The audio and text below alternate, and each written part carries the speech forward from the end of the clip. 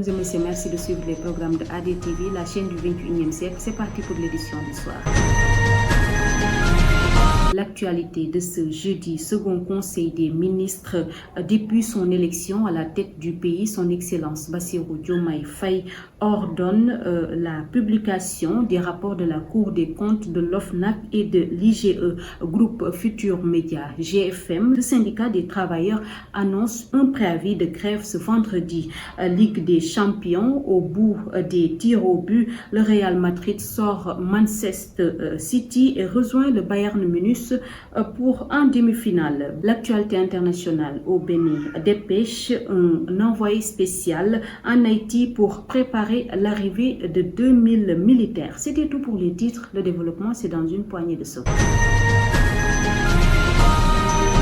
Bonsoir à toutes et à tous. Le président de la République, Bassirou Diomaye Diakhar Faye, a présidé ce mercredi 17 avril 2024 son second conseil des ministres depuis son élection à la tête du pays. À l'entame de sa communication, le président de la République a adressé sincères remerciements au khalife général des Mourides, Serigne Mountakha Bassirou Mbacké, et au khalife général des Tidianes, Serigne Babacar Sy Mansour, pour l'accueil chaleureux, les prières formulées à l'occasion de ces visites de courtoisie et les cadeaux de haute portée symbolique que le lundi 17 avril 2024, respectivement à Touba et à Tivaouane. Restons toujours avec le président de la République, M. Bassirou Diomaye Diakhar Faye, qui va finalement effectuer ce jeudi 18 avril 2024 sa visite officielle en Mauritanie, un premier déplacement du chef de l'État à l'étranger depuis son élection à la tête du pays le 24 mars 2024. Cette visite revêt un caractère symbolique hautement important. Elle témoigne aussi de la volonté du président de la République de veiller au raffermissement des liens historiques entre le Sénégal et ses voisins. Isabelle Bampouki nous en dit plus. Après sa visite de courtoisie à l'intérieur du pays, notamment à Touba et à Tivaouane, le président de la République, Bassirou Diomaye Diakhar Faye, va finalement effectuer ce jeudi 18 avril 2024 sa visite officielle en Mauritanie, un premier déplacement du chef de l'État à l'étranger depuis son élection à la tête du pays le 24 mars 2024. Cette visite revêt un caractère symbolique hautement important. Elle témoigne aussi de la volonté du président de la République de veiller au raffermissement des liens historiques entre le Sénégal et ses voisins. Avec la Mauritanie, le Sénégal entretient des relations à la fois séculaires et exemplaires d'amitié cordiale, de bon voisinage et de fraternité.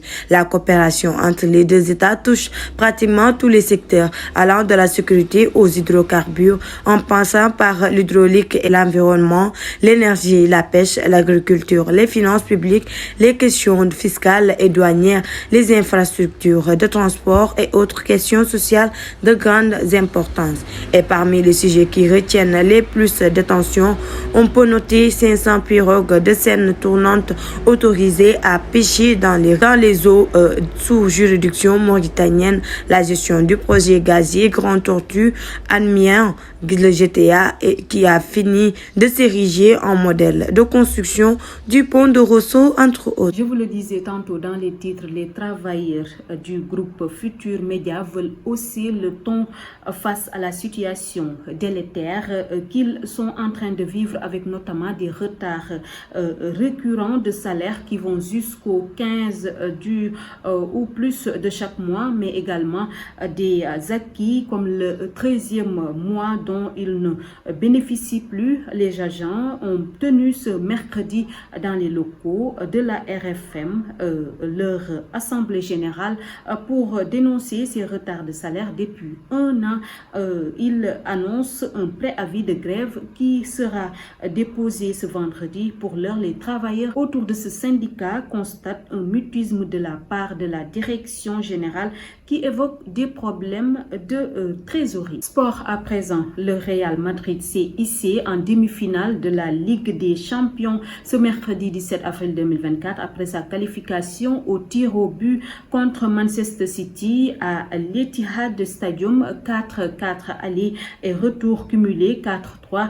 Le club de la capitale espagnole défiera le Bayern Munich pour une place en finale. C'est un compte rendu signé Isabelle Bampo. Dans une rencontre palpitante, le Real Madrid a réussi à hisser en demi-finale de la Ligue des Champions. Ce mercredi 17 avril, les Madrilènes ont obtenu leur qualification au tir au but après avoir réalisé un score cumulé de 4-4 contre le Manchester City, 4-3 au tir au but avec l'Etihad Stadium. Dès le début du match, Rodrigo a donné l'avantage à son équipe après 2 tentatives repoussées par Henderson, le gardien de Manchester City. Le Brésilien a saisi l'opportunité d'ouvrir le score sur un centre de Vinicius Junior, 0-1 au 12e minute. En seconde période, sur un centre de Douko, entré en jeu avec brio, le ballon mal renvoyé par Rodriguez a été judicieusement ajusté par le Belge qui a ainsi égalisé 1-1 à la 75e minute. Finalement, le vainqueur de ce match fut dû être déterminé lors de cette séance de tir au but 1-1, 4-3.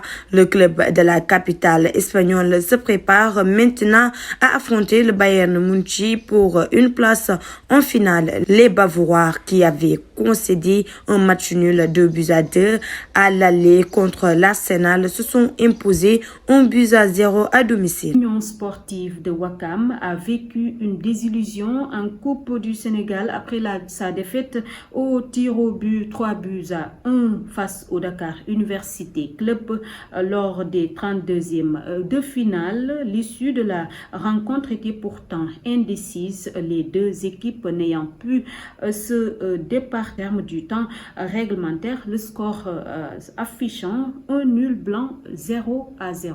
Terminons ce journal avec l'actualité internationale. Le Bénin renforce ses liens avec l'Haïti par la nomination de Pamphile Zamaoun comme envoyé spécial visant à orchestrer le déploiement de 2000 militaires dans l'île caribéenne. Cette décision s'inscrit dans le cadre de la future force multinationale de soutien à la sécurité en Haïti à laquelle le Bénin participe volontairement. C'est un compte rendu de Isabelle Bambo. Le Conseil des ministres béninois a révélé le contenu de la lettre de mission de Zamaoun, a annoncé que sa priorité était la préparation logistique et opérationnelle de l'arrivée des troupes. Ces efforts s'alignent sur les contributions régionales à la sécurité haïtienne et constituent un engagement significatif du Bénin dont les affaires internationales. Les 2000 hommes s'appuyant principalement sur les diverses branches de l'armée béninoise bénéficieront d'une formation spécialisée avant leur mission à Port-au-Prince.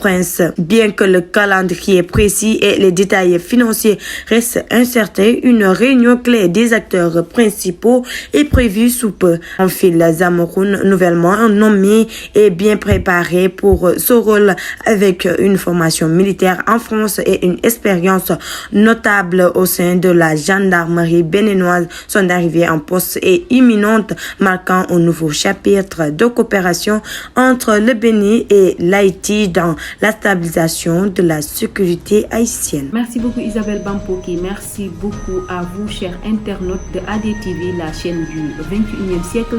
Restez scotchés sur nos programmes et excellente fin de soirée.